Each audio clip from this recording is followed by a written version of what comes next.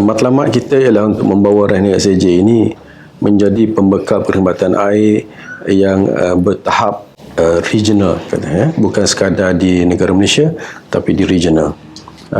Dan target utama kita buat masa sekarang iaitu untuk memastikan tiada gangguan bekalan untuk perkhidmatan air menjelang tahun 2026, yang kita akan panggil sebagai Zero Disruption Policy.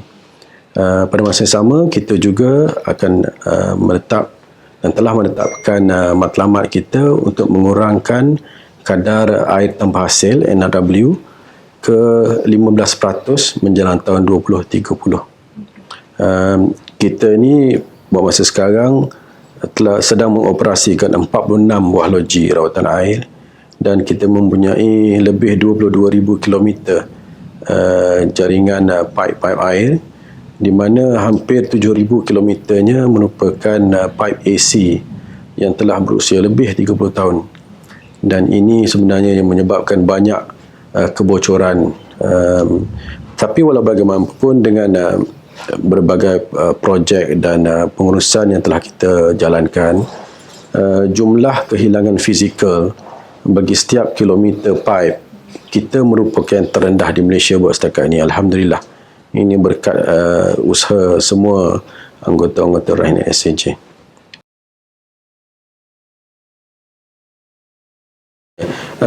Soal pencemaran ini soal yang agak sensitif, kerana ia melibatkan banyak pihak sebenarnya. Dan kami, oleh kerana kami ini yang berdepan dengan pelanggan, maka suka atau tidak kami terpaksa mengambil proactive action.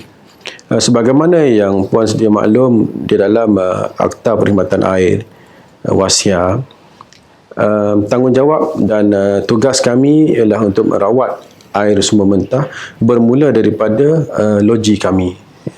Bermakna bekalan air mentah itu sendiri, sama ada daripada sungai atau daripada empangan, tasik, itu bukan di bawah kawalan kami, dan selalunya yang inilah punca pencemaran yang tidak dapat kami elakkan. Walau bagaimanapun, kami mengambil langkah menubuhkan satu pasukan yang kami panggil Water Safety Plan. Dan pasukan inilah yang secara proaktif memantau sumber-sumber air kami di hulu kepada loji-loji kami untuk memastikan parameter-parameter pencemaran itu tidak melebihi tahap yang boleh dirawat oleh loji kami.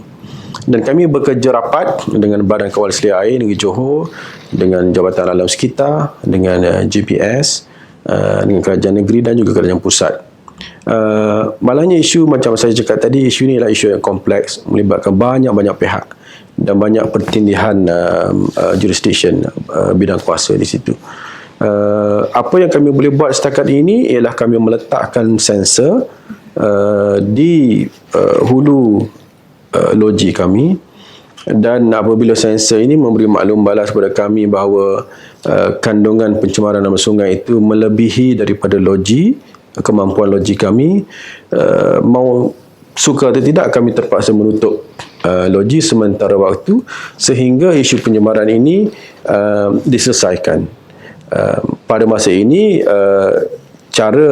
satu cara yang ada ialah pihak berkenaan, pihak berkuasa akan mencari punca pencemaran, sementara kami akan melepaskan air-air di empangan, di hulu, untuk flushkan sungai untuk mengalirkan pencemaran tadi, melepasi. Dan apabila parameter kembali normal, maka kami akan mengeluarkan baliklah. Cuma ini akan sekiranya ia berterusan, gangguan ini berterusan lama, maka ia akan mengakibatkan gangguan kepada pelanggan-pelanggan kami. Walau bagaimanapun, kami sedaya upaya cuba untuk meminimalkan gangguan dengan membekalkan air-air minuman melalui lori-lori tangki kami lah.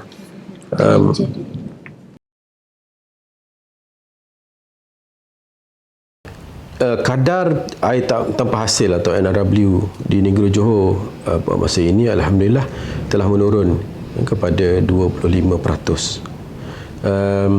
Dan kita mempunyai matlamat sebagaimana saya sebut tadi, pada tahun 2030 insya-Allah kita akan capai 15%.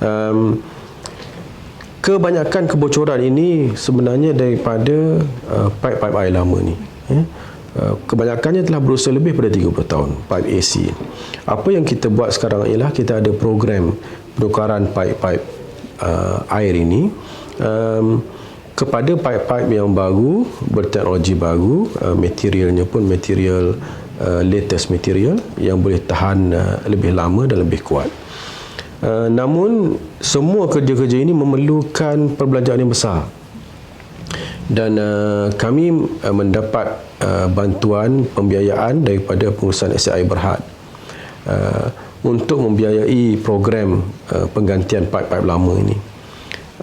Program ini berjalan sejak tahun 2009 lagi, dan kami berharap itulah 2030 nanti kita akan mencapai 15%. Pada masa yang sama, pelanggan juga memainkan peranan untuk mengurangkan impak akibat kemarau, akibat kebocoran tadi kan. Pertamanya pihak pelanggan, kita mohon sangat-sangat melaporkan kepada kita. Talian aduan kita berjalan 24 jam setiap hari. Sekiranya pelanggan melihat kebocoran dan sebagainya, walaupun tak pasti, suspek saja pun lapor kepada kami. Kami ada pasukan untuk dihantar ke tapak untuk memeriksa betul tak betul. Kami mempunyai lebih 300 anggota khas untuk mencari kebocoran-kebocoran ini seluruh negeri Johor. Dan di musim kemarau tadi, pelanggan juga boleh memainkan peranan dengan menggunakan air secara berhemah, kurangkan penggunaan air. Untuk makluman, purata penggunaan air di negeri Johor setiap penduduk ialah sekitar 210 liter, berbanding dengan jiran kita di Singapura sebanyak hanya 150 liter sahaja sehari. Jadi kita masih ada ruang untuk membaiki cara kehidupan kita lah, dengan tidak membazir air.